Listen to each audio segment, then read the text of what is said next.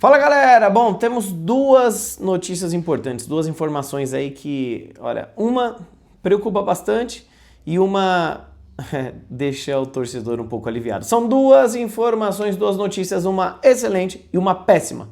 Vamos começar com a boa notícia para iniciar essa semana com positividade? Bom, Piquerez já tranquilizou o torcedor e ele disse que está tudo bem. Não foi nada grave, graças a Deus, né? E ele fará uma recuperação mais rápida e voltará nas próximas rodadas a atuar pela camisa do Palmeiras.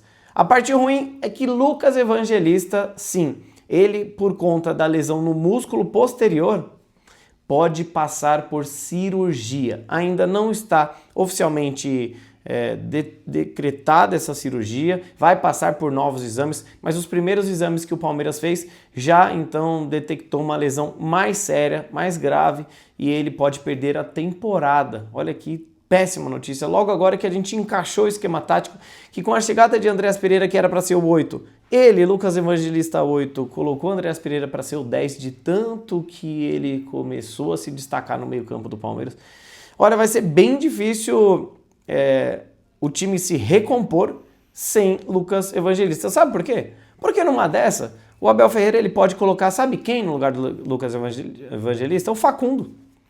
Que aí ele recua o Andreas Pereira para 8 e o Facundo começa a jogar em pontas. Eu não quero nem pensar em quem será o substituto de Lucas Evangelista. Será que seria uma boa opção ali para o Maurício? Evangelista sai, vem Andreas Pereira de 8 e o Maurício faz o que o Andreas Pereira estava fazendo, pisando mais na área, armando mais o jogo como se fosse um camisa 10. Qual a sua opinião? Péssima notícia não ter Lucas Evangelista quando a gente mais precisava dele, quando enfim ele se encontrou, chegou e começou a jogar muita bola no Palmeiras. Vamos torcer para que não precise de cirurgia e que ele volte o mais rápido possível. Bom, Giai renovou até 2030, olha, rapaziada, é uma renovação que ninguém esperava, tá bom? Foi bem por debaixo dos panos. E quando acontecem renovações como essa, de um jogador que não é titular, não, sei lá, o que pode acontecer é ele sair logo.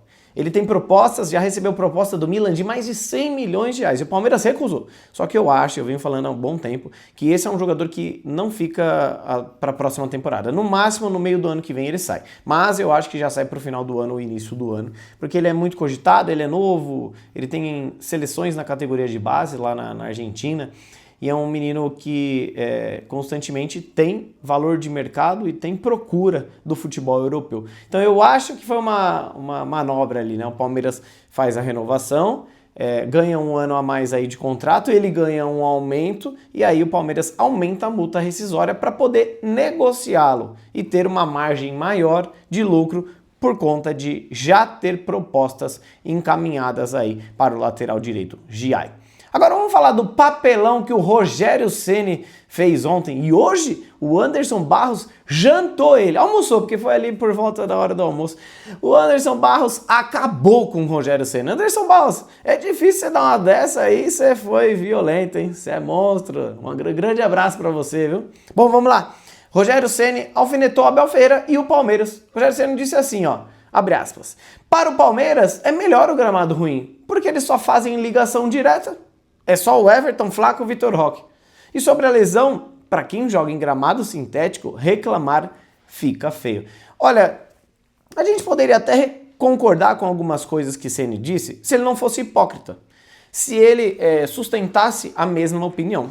Porque uma coisa é você falar assim, de fato, o cara que joga no sintético não pode reclamar de gramado ruim. Ele pode até falar isso mesmo estando errado. Porque o sintético, ele está ali justamente para que você não tenha um gramado ruim.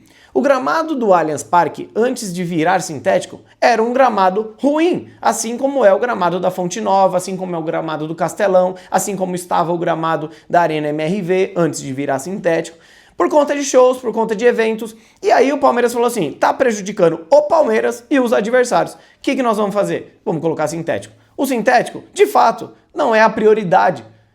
Entre sintético e um gramado natural, mas de excelente qualidade, é óbvio que o gramado de grama natural ele vem primeiro do que o sintético. Agora o sintético contra um gramado péssimo, que nem esse da Fonte Nova, não tem comparação, é sintético neles. E aí o cara o ano passado, ano retrasado, sei lá, ele deu uma entrevista reclamando do gramado da Fonte Nova, falando que nesse caso ele prefere até o gramado sintético, que se a arena ali não conseguisse resolver a qualidade do gramado, que ele era a favor de mudar para gramado sintético. Aí agora ele vem falar de gramado sintético, tipo assim, cara, na minha vida eu posso errar, eu falo coisas que às vezes não fazem sentido, eu tenho opiniões, somos nós somos humanos, né?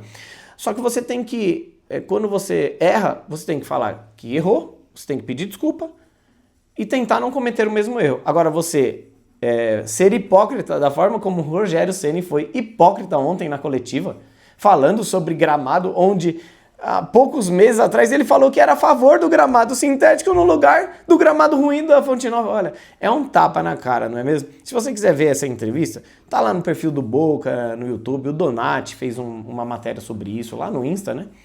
No YouTube não, no Insta. Vocês vão ver aí essa hipocrisia. E tem mais, né? Ele falou que a jogada do Palmeiras é só ligação direta. Ele deu uma no meio do Abel Ferreira e eu achei bem antiético. Mas até aí eles que se lasquem, eles que se briguem. E eu espero que o Abel Ferreira, na próxima coletiva, responda a ele. Faça o time vencer em casa contra o Vasco e na coletiva ele fala: quero mandar um abraço pro técnico do Bahia que falou que a gente só tem ligação direta.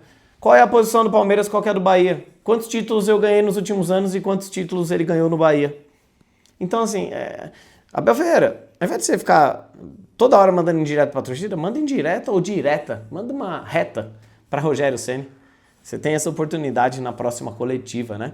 E o Palmeiras abriu aí uma reclamação formal no delegado da partida para com a CBF por conta desse gramado ruim. E o Barros, ele disse que a questão de ética é complicada e detonou a crítica de Rogério Ceni. Eu separei duas falas dele aqui, ó, abre aspas. Isso falando Anderson Barros, tá bom? Quanto à crítica do treinador do Bahia sobre a forma como supostamente o Palmeiras joga, não vale perder o tempo. Os títulos que o clube conquistou sob o comando da comissão técnica de Abel Ferreira demonstram a excelência do trabalho desenvolvido. A declaração do senhor Rogério Ceni entra em uma questão ética complicada e eu acho que ele deveria repensá-la. E tem mais uma, ó, abre aspas.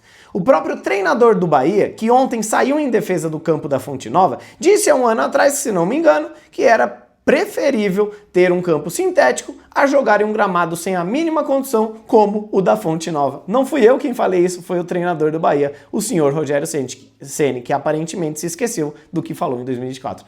Senhor Rogério Ceni foi hipócrita. Então eu aguardo as cenas dos próximos capítulos, da mesma forma que eu quero uma resposta do Abel, assim como torcedor.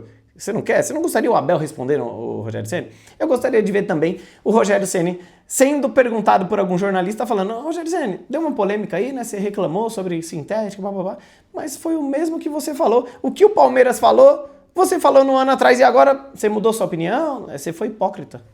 Bom, enfim, para finalizar, os crias da academia que foram titulares na Seleção Brasileira Sub-20 ontem fizeram gols, o Brasil empatou por 2-2 com o México, com um gol de Coutinho, o nosso meio-campista, e um gol de Luigi. As duas crias da academia titulares jogaram muito bem, fizeram gols e salvaram a seleção brasileira. Gilberto e Eric Belé também atuaram nessa partida. Não esquece de deixar aquele like para fortalecer, um grande abraço e avante palestra. Boné aqui, ó, Tropa dos Leso, um grande abraço aí à família Leso, tamo junto.